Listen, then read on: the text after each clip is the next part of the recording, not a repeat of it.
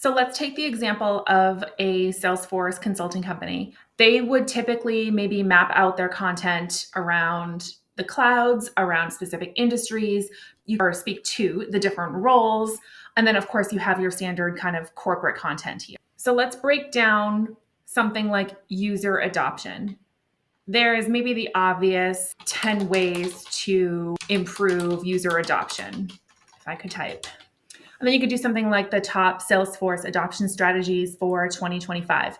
Instead, or in addition, what you also can do is really start to come at the topic of user adoption from more angles. So instead of just ways to improve user adoption, so mistakes that you're making with user adoption. This one thing is killing or hurting your user adoption. Everyone thinks user adoption is really about this one thing, but it's actually about something else entirely.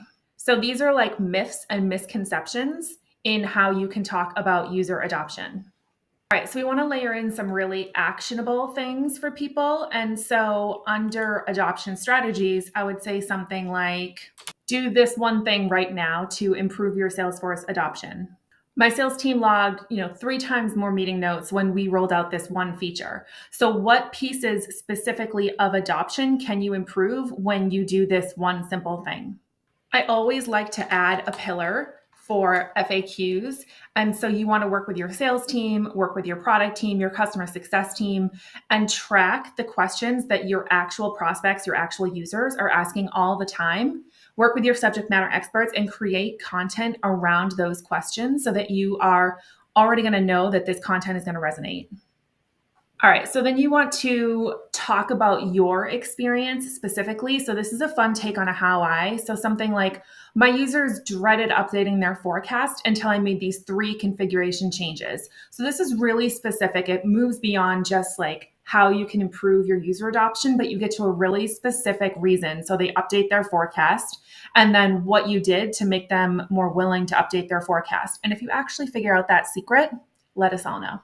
Another one that I love is bad advice. So this one is like, if you see a specific tip or a specific trick everywhere and you just think, no way, that is absolutely dead wrong, that is a great piece of content that you can really dig into and peel back the layers on. Then there's the kind of obvious layer on or share relevant industry resources or even stats.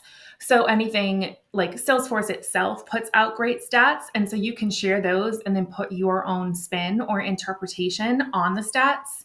So that's always really helpful. Tap into the frustrations and pain points. I think there's fun stereotypes that you can, or truisms that you can really poke at and can be great for content. So when it comes to Salesforce, it's like, if it doesn't exist in Salesforce, then it's not a real opportunity. Or when I have to update my forecast every quarter, or man, my manager's hounding me for my forecast.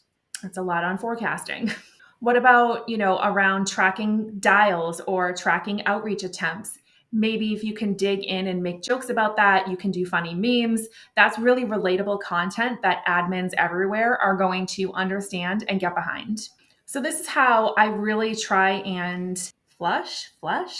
This is how I really try and break down and explore, dig deep into a topic to find lots of different themes and angles to approach a topic without getting bored for myself and also without my users or my audience getting bored hearing about the same thing all the time.